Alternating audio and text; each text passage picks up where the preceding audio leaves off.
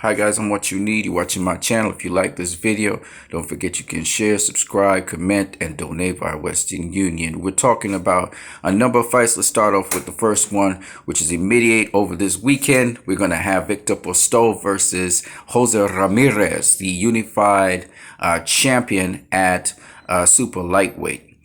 Jose Ramirez, I believe, is going to get this one.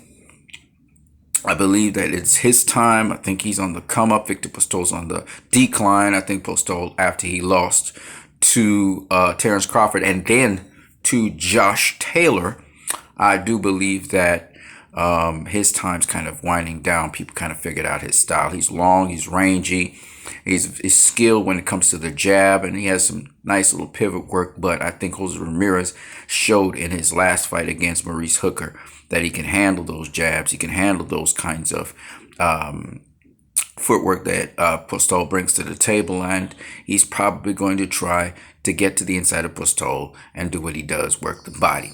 Now, I do think that Postol has a chance in this fight. He's a very good fighter, but I just think that Ramirez is going to be too much for him, and in the end, he's going to get the decision. When we're talking about Canelo, and we're hearing talks about Canelo facing Yildirim. Now, Avni Yildirim is a decent fighter. He's a decent fighter. He's nothing special. There's no special effects to him, but he has been a top challenger to, actually, his most recent fight was against Anthony Dirrell, and it was a close fight against Anthony Dirrell, even though Yildirim doesn't bring a lot to the table. He's very strong. He's big. He has this high guard defense that he tucks in, typical European style.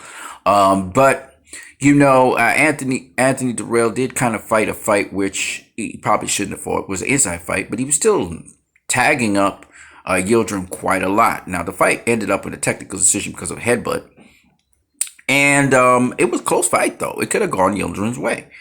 So, you know, based on that, now the other fight Yildirim had with another known opponent was Chris Eubank Jr., who has just ridiculous cardio, ridiculous work rate, and he stopped him in the 5th round. He dropped him in the 2nd round, I do believe.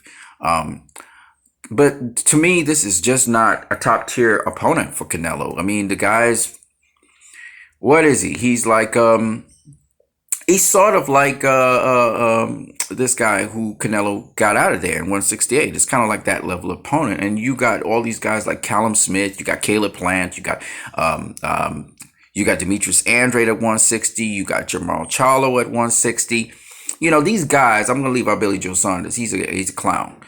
But these guys, like even you know, Anthony Dirrell and David Benavidez, they're a tier below. I mean, these guys, and then this guy's just way below those guys. So I mean, you know, and the Anthony Dirrell that beat this dude was, you know, Dirrell wasn't, Dirrell wasn't Dirrell. You know what I mean? I just think that in terms of Canelo should face better competition. Now, I'm hearing that DAZN does not want this fight, but he might get actually to go to PBC on Showtime and have this fight, you know, with Al Heyman putting up the money. Me personally, I just think that it's like a stay busy fight. You know, it's worse than the Kovalev fight. And the Kovalev fight was a name. Kovalev was a name, and Kovalev actually, you know, had a higher weight class.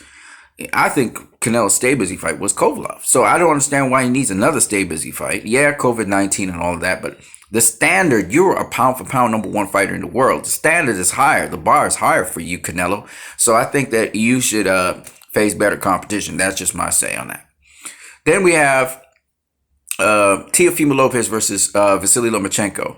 Okay, I'm going to give this prediction now, barring Teofimo Lopez get injured or something. I think Teofimo Lopez is going to knock out Vasily Lomachenko somewhere in the 5th round. Okay, that's my prediction. I'm staying by it. The reason why I'm saying this is because after looking at Southpaws versus Orthodox fighters in the last 2, and you'll see those uploads. I'm going to upload those videos. I think I uploaded one just a minute ago. That will be Rafael Marquez versus Mark Too Sharp Johnson.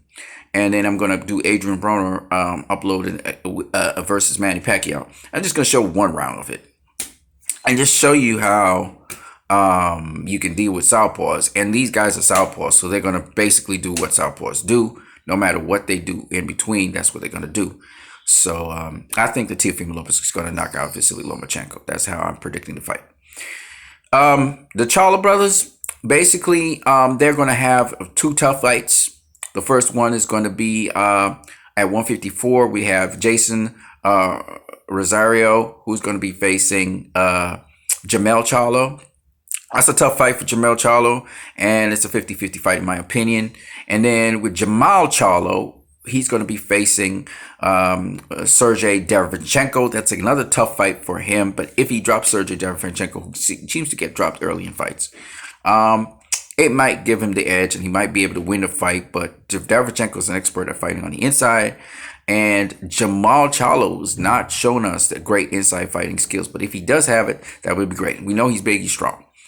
So that also is a 50-50 fight. We don't know how that's going to go. Those are two good fights. Those are two good matchups for the year. Tyson Fury versus Deontay Wilder may be up in the air, or it may happen at the end of this year. If it does happen at the end of this year, again, I favor Tyson Fury to win the fight. I don't say that Deontay Wilder will get vanquished or blown out. I'm sure they're working on something. But I do think that I give Tyson Fury the edge because he's basically beaten Deontay Wilder in 2 fights straight. So we'll see. But you never know, because anything can happen in boxing. We were seeing Dillian White outboxing Povetkin, and he was setting him up to stop him. And then Povetkin came out of nowhere and pulled this rabbit out of the hat and was able to trick Dillian White into being out of position and knocking him out. So, I mean, it is possible. All right. That's my breakdown for the fights. What happened was I shot a video before, and YouTube just would not upload my prediction video for some reason or the other. Shout out to those people who know that Chad Boseman is dead. He is dead, and it affected me very heavily. On my next channel, I talked a lot about it. People, we need to value each other while we are alive. Let's value each other right now. Meet somebody right now. Tell them you love them. If it's a family member, friend, whatever. Let's try to, in this environment with all the, police on black killings, somebody else was talking about black and black crime and trying to make excuses for that. No, you don't make excuses for when police do something that's wrong. Okay, they're supposed to be protecting and serving. On top of black and black crime, we got to deal with the police who's attacking people and killing them. That's not supposed to happen. I can understand if the guy had a firearm and he fired and police returned fire. But if the dude didn't have a firearm, he wasn't even armed with anything. I don't care if it's 4 or 5 of you police officers that have to subdue him. You're not going to be putting 7 bullet shots into the guy's back. That's bullshit. Okay, it's unacceptable. And I don't care who you are. Those cops need to be brought to justice. It's just what it is. Okay, if the guy is overpowering you, get back up. Do not shoot the guy to death. And police all over the world do this. They kill people. So, but it's not exclusive to America, and it is something that has to stop. It has to stop. I do not see police officers killing white people like that. So something has to be done. Okay, why is it minorities are always getting killed? So that's all I got to say for now. I'm what you need. I'm going to catch you guys later. Peace.